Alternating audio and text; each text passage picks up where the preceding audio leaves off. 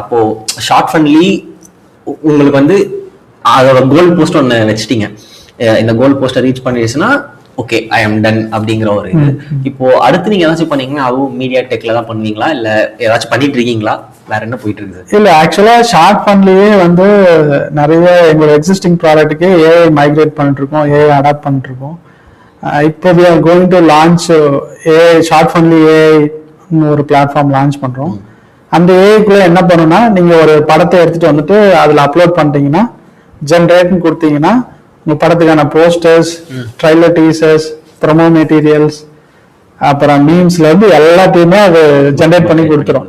இப்போ நீங்க இப்போ இதனால என்ன சார் யூஸ்னா, நீங்க சார் லாஸ்ட் மினிட்ல எடிட்டர் இல்லை சார், நான் கட் பண்றதுக்கு ப்ரொமோ கட் பண்றதுக்கு ஆள் இல்லை சார், இந்த பிரச்சனை இல்ல.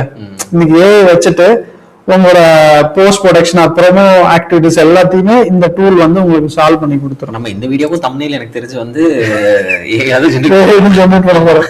ஸோ அந்த மாதிரி இப்போ இருக்கிற டூல்ஸை நம்ம எஃபிஷியன்சி ஆஃப் ஃபிலிம் மேக்கிங் நாங்கள் யூஸ் பண்ண போறோம்.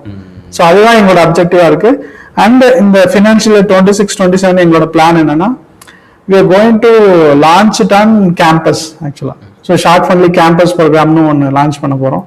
We already about to sign an agreement with Ratnam Arts and Science கோயம்புத்தூர்ல. ஸோ இவங்க ஸ்டூடெண்ட்ஸ் கிட்ட நீங்க என்ன சொல்றீங்க, என்ன சார் பண்ண போறீங்கன்னா, நான் முன்னாடியே சொன்ன மாதிரி ஷார்ட் ஃபன்ல டார்கெட் ஆடியன்ஸே பிஸ்காம் ஃபிலிம் மேக்கர்ஸ் தான். ஸோ ஸ்டூடெண்ட் ஃபிலிம் மேக்கர்ஸ்க்கு இந்த ஜேர்னியை எங்களோட பிளாட்ஃபார்மே கையில கொடுத்து தம்பி யூஸ் பண்ணு, நீ காலேஜ்ல இருந்தே வா, இந்த ஈகோ சிஸ்டம்ல வந்து பழகு, உனக்கு என்னென்னலாம் படங்களுக்கான படம் எடுத்து முடிச்சதுக்கப்புறம் என்னெல்லாம் பண்ண போற, அங்கே இண்டஸ்ட்ரியில் என்ன பெஸ்ட் ப்ராக்டிசஸ் இருக்கு, ஒரு ஓடிடி அக்ரிமெண்ட்டை எப்படி நீ வெட் பண்ணணும், இதுல இருந்து அந்த என் ஜர்னி அவன் ஸ்டூடெண்டா இருக்கும்போது பார்த்து கத்துக்குவான். இப்போ அசியூம் தட் நான் 3 வருஷம் பிஸ்காம்ல முடிச்சுட்டு அதுக்கப்புறமா கோடம்பாக்கம் வலசரவாக்கத்துல வந்து உட்கார்ந்து பீப்புளை தேடி கண்டுபிடிச்சு அவன் செட்டில் ஆகி ஓடிடி பிசினஸ் பண்ணி என்னைக்கு டைம் போயிடுது. ஸோ நான் என்ன பண்ணேன்னா காலேஜுக்குள்ளே இறங்கிட்டோம். ஸோ காலேஜ்ல இப்போ கரிக்குலமாவே இது வந்து ஒரு ப்ரோக்ராமா வருது, கேம்பஸ் ப்ரோக்ராம்னு ஒன்று வருது.